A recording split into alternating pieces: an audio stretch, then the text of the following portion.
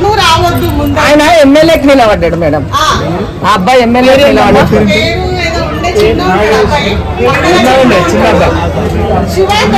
మహేందర్ రెడ్డి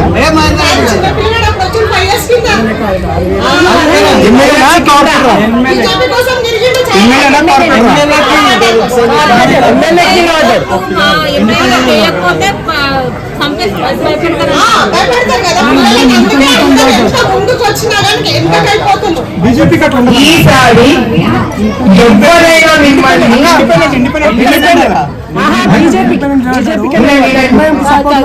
మిమ్మల్ని ఈసారి ఎవరైనా ఎంఐఎం వచ్చి ఇక్కడికి బెదిరిస్తే ఒక్కటే గుర్తుపెట్టుకోండి, వెంటనే నాకు ఇన్ఫర్మేషన్ పంపించాను. వాడు ఎక్కడున్నా కానీ నేను వస్తా, తోలు వస్తామండి, తోలు వచ్చి అప్పుడు అది చూపిస్తా. డెమోక్రసీగా నువ్వు నాకు ఇంత బెదిరిస్తే నీ పని ఏమవుతుందో నేను చూపిస్తాను.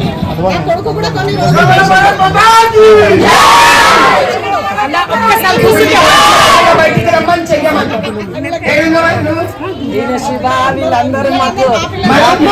కాబట్టి ఈసారి మా కార్యకర్తల మీద ఈరోజు చెప్తున్నా, నేను మా బీజేపీ కార్యకర్తల మీద ఎవ్వడన్నా మాట బెదిరించే దమ్ము కూడా చేస్తే ఆడి నేను తీసుకెళ్ళి బొక్కలు కూర్చోబెడతాను.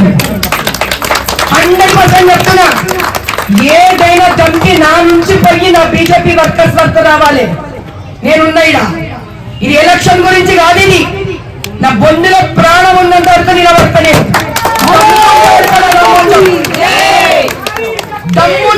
చెప్పబడికన్నా మా బీజేపీ వాళ్ళ ఒక్కల మీద ప్రచారం చేసే వాళ్ళ మీద ఎవ్వరి మీద కాదు, మొత్తం 7 అసెంబ్లీ కాన్స్టిట్యున్సీస్ లా నేను చూసుకున్నప్పుడు వాళ్ళ సంగతి ఆ తడిపా చేపిస్తా వాళ్ళు.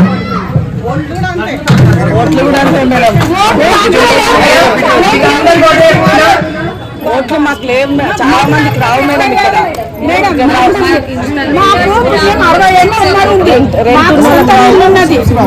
మేము 4 ఉన్నాయి మా ఇంట్లో ఓట్లు. మా బిడ్డది లేదు, మా కొడుకుది లేదు, నాది లేదు. మేము ఇంట్లో మేము పోయి 7 వాళ్ళు వేస్తాం చెప్పండి. మేము 60 ఏళ్ళు ఉన్నారండి, మా పక్క 70 ఏళ్ళు 70 ఏళ్ళ మనుషులు వచ్చిన ప్రజలను ఇచ్చేస్తాం. మేము 70 ఏళ్ళ మనుషులు మేము, మాకు ఓటు రాదు. మళ్ళీ మేము ఏడ పోయి వేయాలని చెప్పండి. వచ్చినా కానీ మేము అడుగుతాం, మాకు ఓటు లేదు, మేము ఏడ వచ్చి వేయాలి. మేము వికలాంగులం, మాకు ఏం హక్కు ఉన్నది? మాకేమైనా హక్కు ఉన్నదా పోయి వేస్తానికి? మేము కుంటుకుంటే కట్ట పట్టుకొని పోతాం. మాకు లేదన్నా మేము ఓటు అంటారు, మేము ఎట్లా వేయాలి? ఇది న్యాయంగానా? 60 ఏళ్ళ నుంచి ఓట్లు రాండి, ఇప్పుడు ఓటు 4 సంవత్సరాల నుంచి వస్తుంది. 3 సార్లు ఎలక్షన్ ఓటు మాకు ఓటే లేదు. ఉన్న ఓటు కూడా వస్తుంది.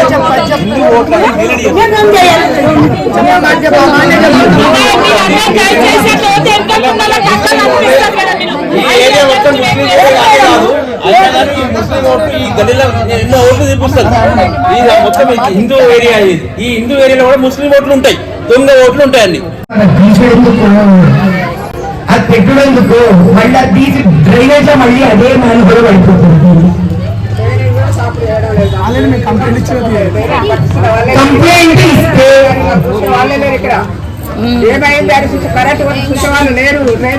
ఎందుకంటే ఎంఐఎం గెలుస్తుంది కాబట్టి. అవునమ్మా, ఈ మైక్ ను పట్టుకుని ప్రతిదానికి నాకు సమాధానం ఉంది. ఎంఐఎం గెలిపించుకుంటుంటే ఏమైంది? ఏ పరిస్థితి వస్తుంది?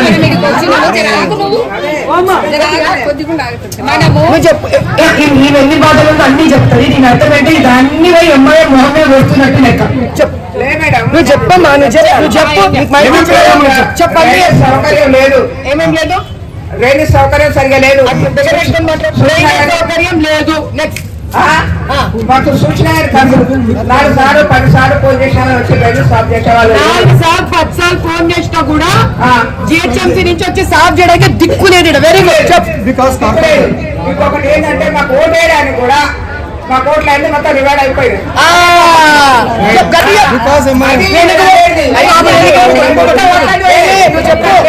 ఓట్లేదు మా భర్త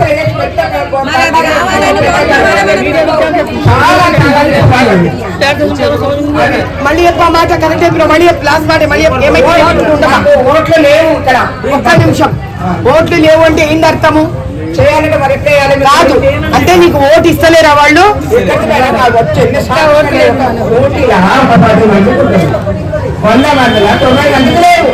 100 మంది ఈడ నివసిస్తుంటే హిందువులు అందులో 10 మందికే ఓట్లున్నాయి. ఈమె డైరెక్ట్ చెప్తుంది వినండి, ఇది ఇక్కడ జరుగుతున్న అన్యాయం. ఎంఐఎం నిర్వాహకం ఏందిరా అంటే 10 మంది ఓట్లు కూడా ఒకటి ఆ బూత్ ఒకటి ఆ బూత్ ఓట్లు ఉంటాయి. చెప్పేసి మాది 18 ఓట్లు. మా ఉంటుంది నాది, మా భార్యది, మా నాన్న లేదు, మా భార్య లేదు, మా పెద్ద లేదు. అది తిరిగి ఉన్న ఓట్లు కూడా కొన్ని ఉంటాయి. ఆ ఓట్లు కూడా ఏం చేస్తారంటే భార్య ఒక దగ్గర భర్త ఒక దగ్గర ఓట్లు ఉంటాయి. ఒకటి ఇంకోటి మేడం, ఫస్ట్ నుంచి నేను పుట్టినప్పుడు కూడా బీజేపీకి వేస్తాను. ఇప్పటిదాకా కూడా నేను ఏ పార్టీకి వేయలేదు. ఇప్పటి వరకు బీజేపీకి వేస్తాను. బీజేపీకి వేస్తాను కుళ్ళు తోటి బీజేపీ వస్తాయి ఓటు నా ఓటే ఎమ్మెల్యే ఓటు నా ఓటు ఎక్కడ వేరే బూత్ వేసి దీని అర్థమైంది తెలుసా? ఆయన ఎంత క్లియర్ గా చెప్తున్నాడు. ఎమ్మెల్యే ఎలక్షన్ జరిగినప్పుడు ఆయన ఓటు ఒక బూతులా, భార్య ఓటు ఇంకో బూతులా. ఇది నేను ఎలక్షన్ కమిషన్ కి చెప్పి చెప్పి చెప్పి నా నెత్తి పగిలిపోయింది.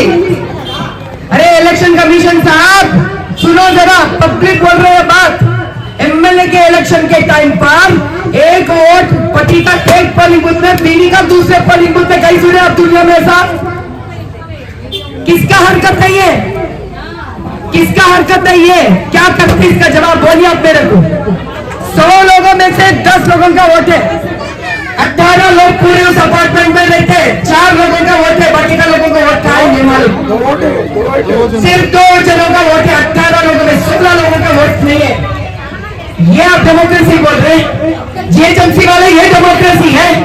ये कांग्रेस का हरकत है. बीआरएस रहने दो, कांग्रेस रहने दो. गलत फाड़ फाड़ कर हम बार बार समझाने की कोशिश कर रहे हैं आप लोगों को. गलत हो रहा है यहाँ पर, सही मायने में नहीं हो रहा है यहाँ पे पोलिंग. अगर सही मायने में पोलिंग होता बीजेपी हर वक्त जीतते आती.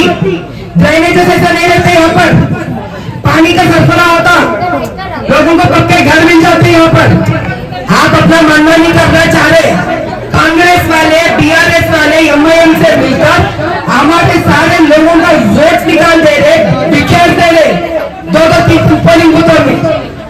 बार बार हम आपको दिखाए, इलेक्शन कमीशन को लेटर तक नहीं दिए, लेटर तक दिए तो आज तक उसका हल नहीं मिला हम लोग को.